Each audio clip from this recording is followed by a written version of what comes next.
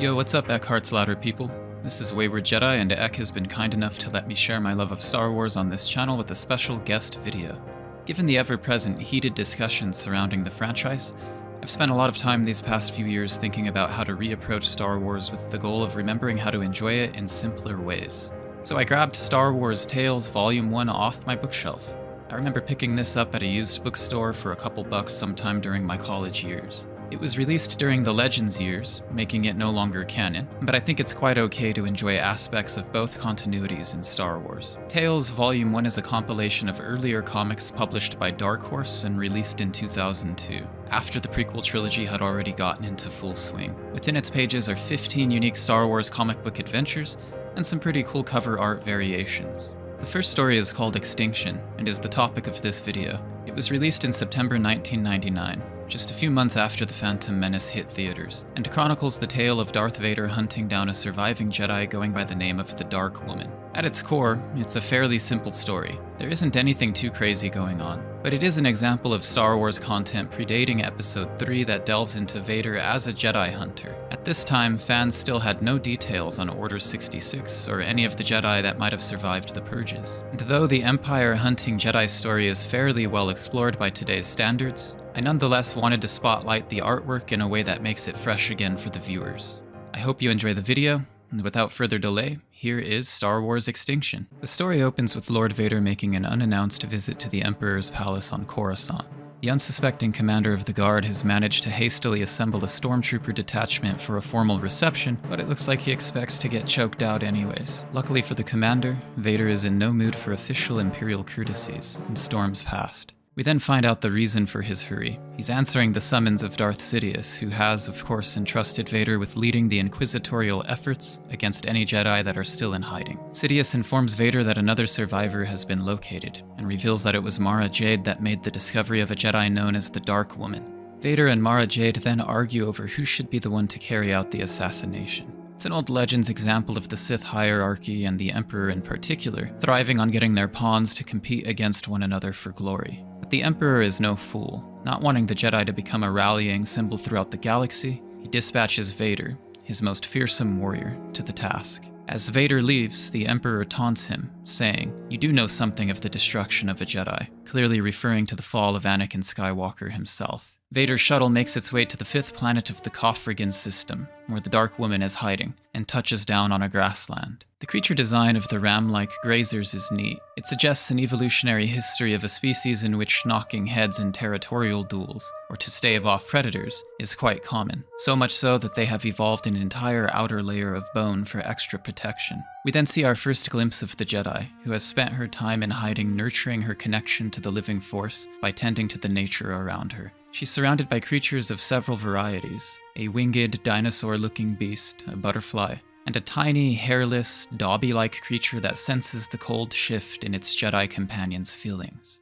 Vader then ditches his stormtrooper escort. You can tell he wants to face a worthy challenge alone, and is also arrogant in wanting to claim the glory of victory. That, and perhaps he doesn't want two clumsy stormtroopers getting in his way during the fight. Vader makes his way through thicker foliage in search of the Dark Woman's sanctuary. Then we see why that's her name. In mythologically inspired stories, it's often the feminine associated with the damp and dark natural places of the earth. And Vader makes his way into a cavernous grotto with a single mushroom-bearing tree at its center, waterfalls pouring into the interior, and a stone path and some grass and flower-bearing hedges that must have been landscaped by the Jedi.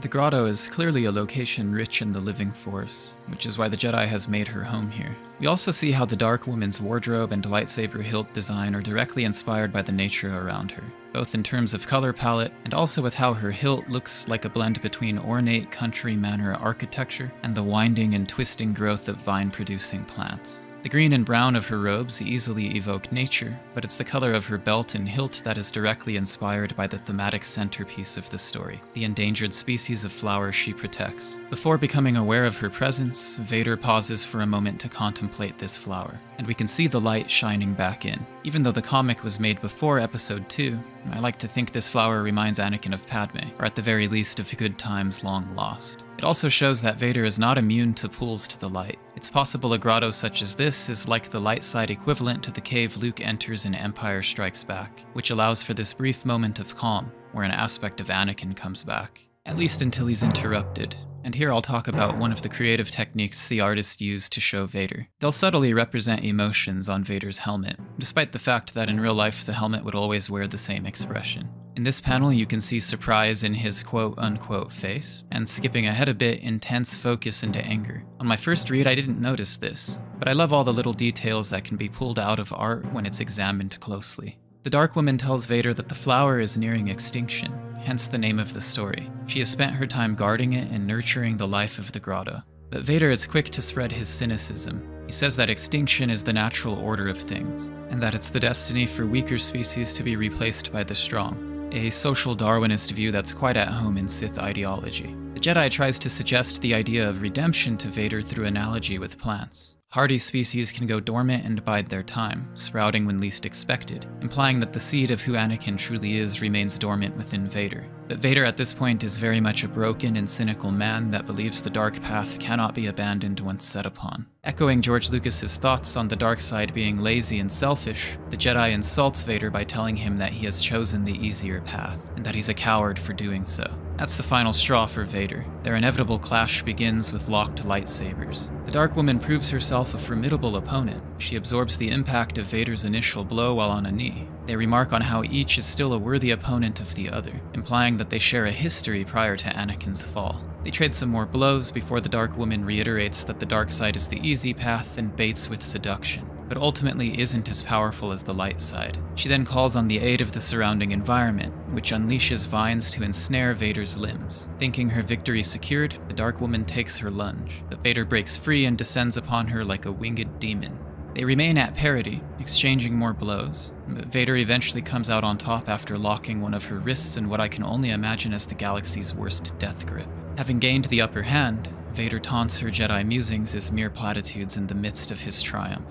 Then rather than simply killing her, he brings the entire tree, the centerpiece of the grotto, down upon her. In a single instant, all of her work as a caretaker of life is extinguished. Before Vader delivers the killing blow, however, she makes one final appeal to the light side of Anakin. But Vader says it's too late, almost entirely like his grandson would later say in The Force Awakens. I think it speaks a lot to the character of Vader that he murders not for the joy of it, but because he truly believes the dark side commands him, and there is no other way. When he strikes her, however, he is surprised to discover her empty robes. The Force ghost of the Dark Woman then appears and says what I find to be the most insightful line of the story. Remember, Skywalker, even a faint light shines brightest surrounded by darkness. Despite having achieved his physical goals, one gets the sense that Vader nonetheless feels defeated in some way. He has witnessed what a selfless Jedi can accomplish, and it's a power he can never achieve so long as he remains committed to the dark side. As he angrily makes his way back to a satisfied Sidious, who may very well have been observing these events via the Force,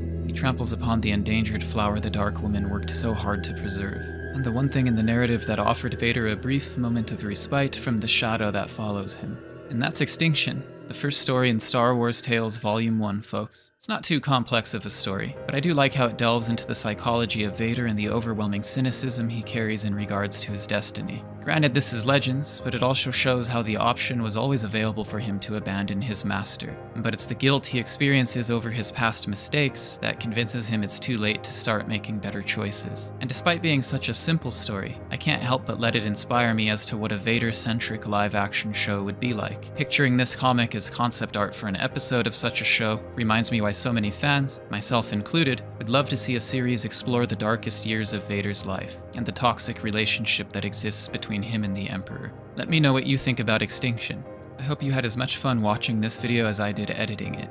And I'll leave with saying that whether you are totally on board with the new canon, prefer Legends, or don't mind a mix of both, we're all free to enjoy Star Wars our own way. Though it may be a simple comic book story at the end of the day, it was nonetheless a great experience poring over it and figuring out how to bring it back to life in the form of this video. Once again, thank you to Eckhart's Ladder for allowing me a guest video, and may the Force be with you.